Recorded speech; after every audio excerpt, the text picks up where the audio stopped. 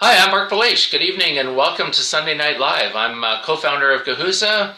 It's the start of a new month, Mark A. It's Sunday, March 1st, already the beginning of a brand new month. The year is absolutely zipping by. It's crazy. What's your background, Mark? What are you doing with us? Happy Sunday, Mark. I'm Mark Anthony Jackson, talent and client coordinator here at Guhuza, and it's crazy that we're already in March. Like I feel like the year has been zooming past already. But the market is slowing down. What's going on, Mark? We gotta dive into it. We We gotta got dive into it. we got so much to cover here in a jam-packed episode. Oh my so, god. I'm Mark B. Mark Anthony was Mark A. So Mark A and Mark B. Each week we break down on this podcast what's actually happening in the labor market, not just the headlines, but what they really mean for recruiters, employers, and job seekers. So let's get into it. So one of the first headlines: the U.S. labor market, 4.3%, which sounds really great. That's according to the Bureau of Labor Statistics, the BLS, in the United States. Historically, that's really low. But the problem is labor force participation is still below historical highs. So if basically what that means is that if someone stops looking for work, they're not counted as unemployed. And so the labor market's tight in some ways and not necessarily strong, really across the board. But kind of what are you seeing, Mark? What are you hearing? What do you hear from clients this week? It kind of feels like a mirage, you know? Like I've spoken with a lot of job seekers, I've spoken with a lot of clients, employers, and it's strange in a way because there's still so many open roles, right? We're still seeing a lot of open roles, and we're still seeing a lot of applications. So what is happening? I don't know. It's a very weird week to exist. I don't know. We've been seeing a lot of weird stuff this year, Mark. Well, we talked about this before. 1 million first interviews happening every day in North Yeah. America, right? So people are getting interviews, they're getting jobs. There's no doubt. Well, let's see dive into a little bit more about the numbers because they are kind of interesting. So U.S. staffing hours, so this is staffing firms, are up about 1% year over year, and that's the highest level that we've seen so far in 2026. So, kind of 2 months in is not a long time, but it seems like companies are cautious, but they're still using flexible labor. So these are when they say an hour, like U.S. staffing hours, it means so if somebody works 40 hours through a temp agency, that counts as 40 hours. So you can combine that, update that. So temporary contract hiring, they often move first before permanent hiring expands. So that's a good sign. If the temp stuff is happening, that's pretty good. That's not too bad. Isn't it kind of like a try before you buy type of Yeah, deal? Yeah. exactly. And people, companies can hire people on a temporary basis, and then just kind of say, hey, you know what? Look, we like you, and kind of we'll bring you on full time. Companies, when times start shifting negatively, companies start laying off people, full timers, and then they kind of when it kind of comes time to rebuild, they do go that temporary route in many cases as well because they just don't want to commit. They're just not sure. It's a great way to understand an employee's work ethic and cultural fit first before you actually get them on a permanent salary basis, you know? So Yeah, it's a great sign to see that that's starting up again, finally. yeah. And the other thing too is that when the economy is not good and people have been laid off and there's more people in the labor force, there's more people that might be willing to take a contract or a temporary position just to get back in, keep their skills sharp, and so on. So yeah, if you're watching and you're a job seeker and you've been laid off, you might want to consider doing some temporary, maybe part-time contract type work. You never know. But you know, something else, Mark, Yeah. the shift, what are we seeing? It's a shift towards healthcare, Right. right? It's a Yeah. big shift towards healthcare. It's kind of seeming like healthcare is recession proof at this point, Yeah. because there's one thing you can't stop. It's aging. We're getting older. Every day.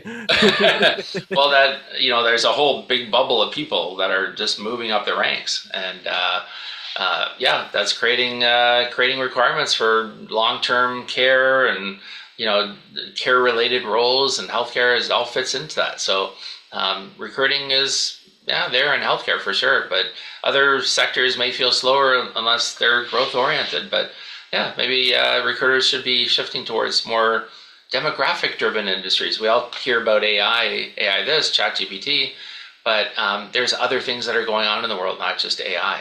Yeah, and that goes for job seekers as well. Like if you're looking for a position, the demand is in healthcare.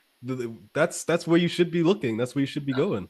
Um, it seems pretty safe at this point. So you never know. You never know. So AI is accelerating recruiting. We've kind of seen it. We've kind of know, and this is kind of like really where Guhuza fits in. Like, but some of the stats, top performing staffing firms, and really kind of in companies in general, are 4 times more likely to use AI. So if you're a top performing staffing firm, you already have implemented some form of AI. 46% have reduced screening time by half, right? And only about 10% have implemented advanced AI across their organizations. So still lots of room.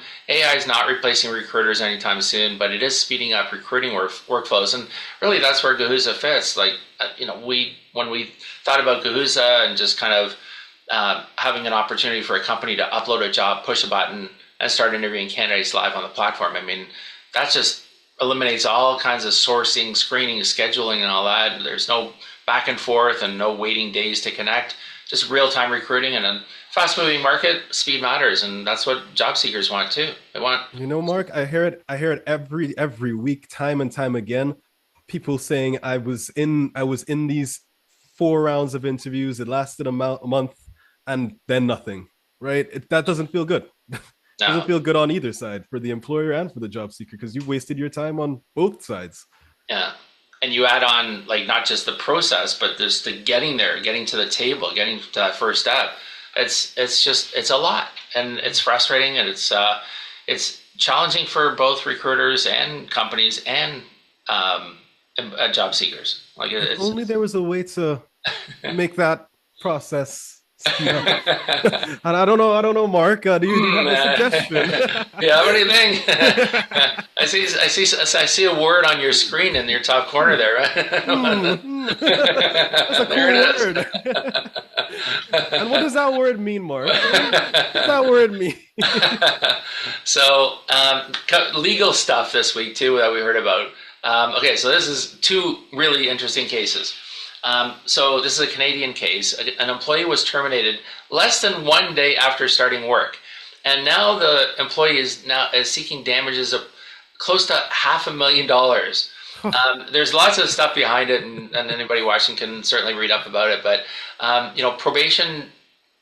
One of the key lessons is probation doesn't eliminate legal exposure, and make sure there's clarity of expectations, proper communication, all that kind of stuff, because that can cost you if you're an employer. Just because somebody's on probation doesn't mean that you're not liable for it. So really interesting case. And then the other one, the other one, okay, so this is British Airways. A crew member at British Airways was accused of misconduct by a colleague during a layover. Apparently they were masturbating in their room. So employee denied the allegation. They had an internal investigation. The employee was dismissed, but an employment tribunal ruled the dismissal was unfair because the investigation process was flawed. Evidence was not properly evaluated. I don't know what kind of evidence they're looking for. Procedural fairness standards were not followed. And the ruling basically focused on due process rather than providing whether the alleged behavior actually occurred. So key takeaway for employers and recruiters is not only about what happened, it's about how you handle it as well. And process protects organizations. So what do you think about that, Mark? The process is broken. If Quite a it's story. broken, Mark, if the process is broken, no matter which way you take it, the reason doesn't matter in court. So process protects business. That's the main takeaway I want to take from that.